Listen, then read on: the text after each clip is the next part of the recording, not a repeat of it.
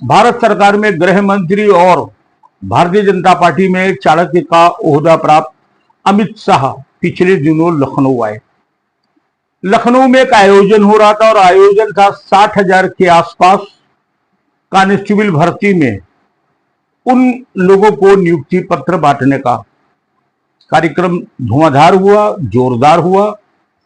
अमित शाह ने संबोधन भी किया और उस संबोधन में उन्होंने जहां उन अभ्यर्थियों को थोड़ा सा ज्ञान दिया, भारत सरकार की उपलब्धियों को गिनाया, उत्तर प्रदेश सरकार की उपलब्धियों को गिनाया, विपक्ष की पूर्व की सरकारों के कुछ गुनाहों से पर्दा हटाया, लेकिन उन्होंने 3 ऐसे शब्द बोल दिए जिससे उत्तर प्रदेश की राजनीति यानी कि उत्तर प्रदेश की सियासत सुलग उठी है। आखिर वो कौन से 3 शब्द थे जो अमित शाह के मुंह से बोले गए और उसके तुरंत बाद उत्तर प्रदेश की सियासत धधक उठी? आलम यह रहा कि समाजवादी पार्टी के घर में कोहराम मच गया और भारतीय जनता पार्टी के कुछ नेताओं के घर मातम पसर गया। पूरी खबर आज आप देख रहे हैं न्यूज कमेंट टुडे और मैं हूं सतीश शर्मा। अमित शाह का उत्तर प्रदेश आना बेहद महत्वपूर्ण था, क्योंकि पिछले कई वर्षों से यह हवा, यह अफवाह और यह खबरें लगातार कुछ चैनलों पर चलाई जा रही थी। चैनल का मतलब यहां पर यूट्यूब चैनल है।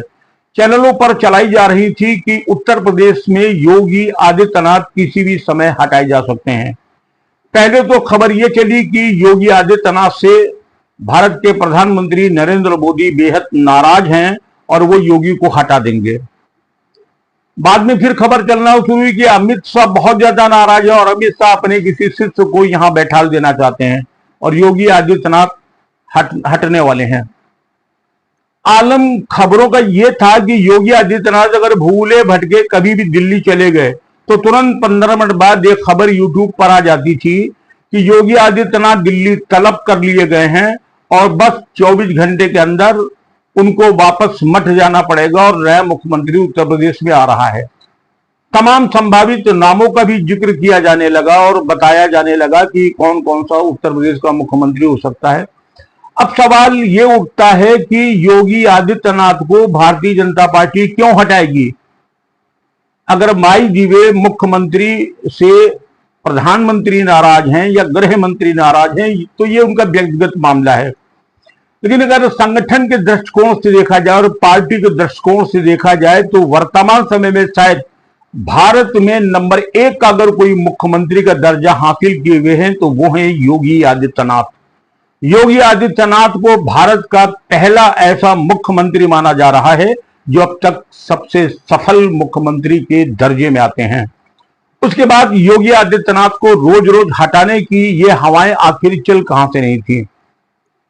सूत्र ये दावा करते हैं कि लगभग 1 दर्जन के आसपास ऐसे कुछ झंडू पत्रकार यूट्यूब पर मौजूद हैं जिनका मकसद केवल एक है, भारतीय जनता पार्टी, हिंदुत्व, सनातन, योगी आदित्यनाथ और नरेंद्र मोदी का विरोध करना, एन केन प्रकार केवल जहर बोना।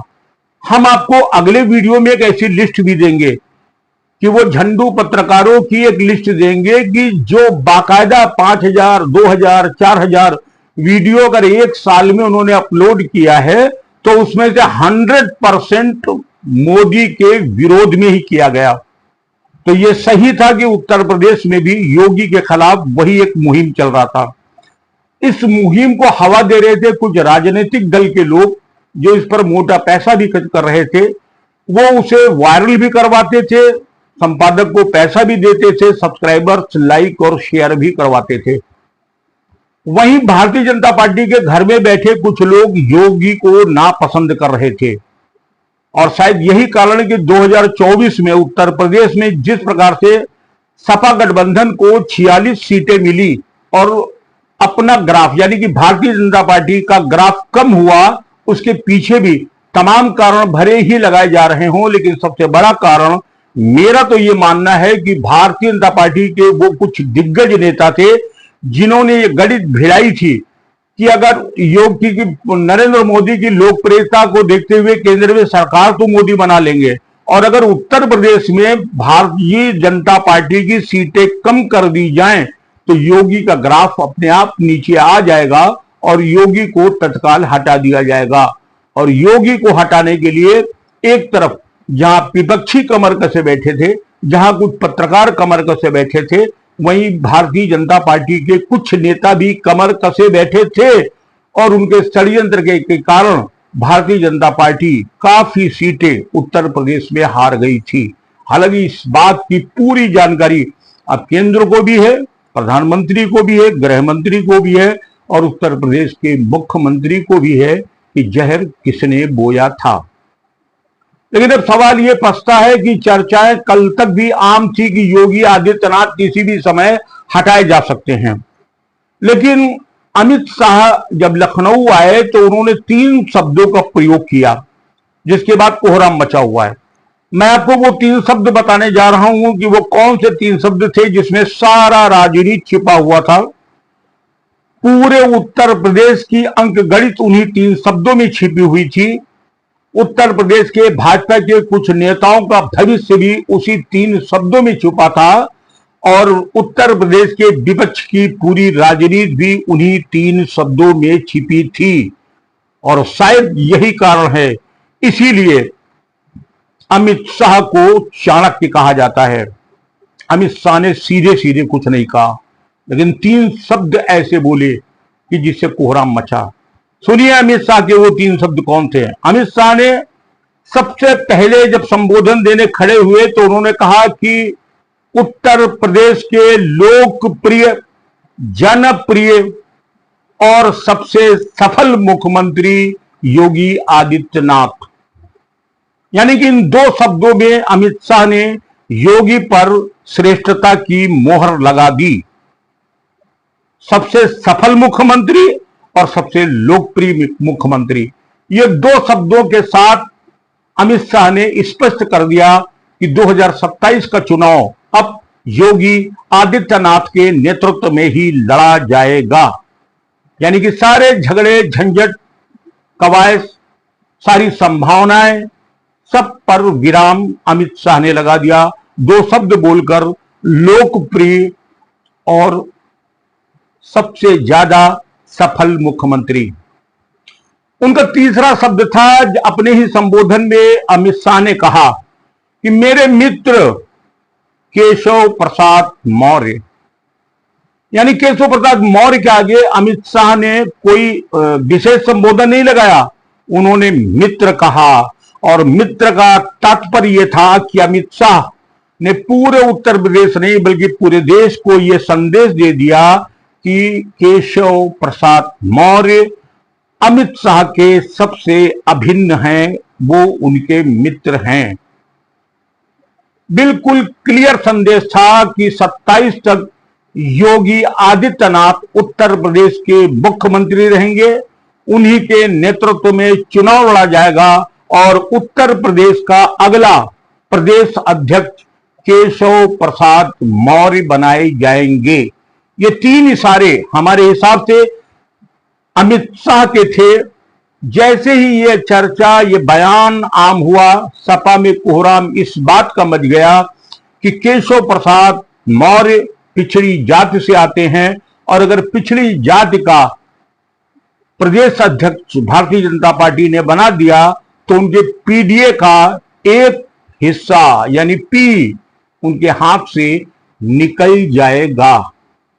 और दूसरी तरफ भारतीय जनता पार्टी के खेमे में इसलिए मातम छा गया कि कुछ ऐसे विधायक, कुछ ऐसे मंत्री और कुछ ऐसे नेता मौजूद हैं जो किसी भी कीमत पर योगी आदित्यनाथ को मुख्यमंत्री के रूप में देखना नहीं चाहते हैं।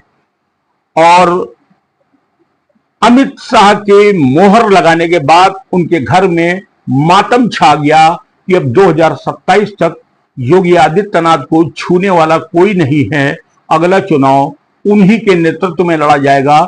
यानी उनके सारे मंसूबे दफन हो गए। तो कुल मिलाकर अमित शाह के 3 बयानों, 3 शब्दों से जहां सपा में कोहराम मचा हुआ है, वहीं भारतीय जनता पार्टी के कुछ नेताओं के घरों में मातम छा गया है और अमित शाह लखनऊ आए और उन्होंने साबित किया कि वो राजनीति के चाणक्य हैं और 3 शब्दों में ही उत्तर प्रदेश की राजनीति को धधका कर वापस दिल्ली चले गए। लेकिन उत्तर प्रदेश की राजनीति धधकाने के लिए कांग्रेस में भी इस समय कोहराम मचा पड़ा है। कांग्रेस के एक नेता के बयान ने अखिलेश यादव की नींद हराम कर दी है। फिलहाल समाजवादी पार्टी और कांग्रेस में तलवारें म्यान से बाहर निकल आई हैं। अखिलेश ने आज ही कहा है कि वो गठबंधन के साथ चुनाव लड़ेंगे, लेकिन इसकी संभावनाएं कमेंट टुडे के हिसाब से नगण्य लग रही हैं, क्योंकि तलवारें खिंची हैं और कौन है वो नेता जो उत्तर प्रदेश में इस गठबंधन को खत्म करने पर पूरी तरह आमादा है। अगले एपिसोड में ये बहुत महत्वपूर्ण स्टोरी देखिएगा, कांग्रेस और समाजवादी पार्टी के बीच घमासान। जय हिंद।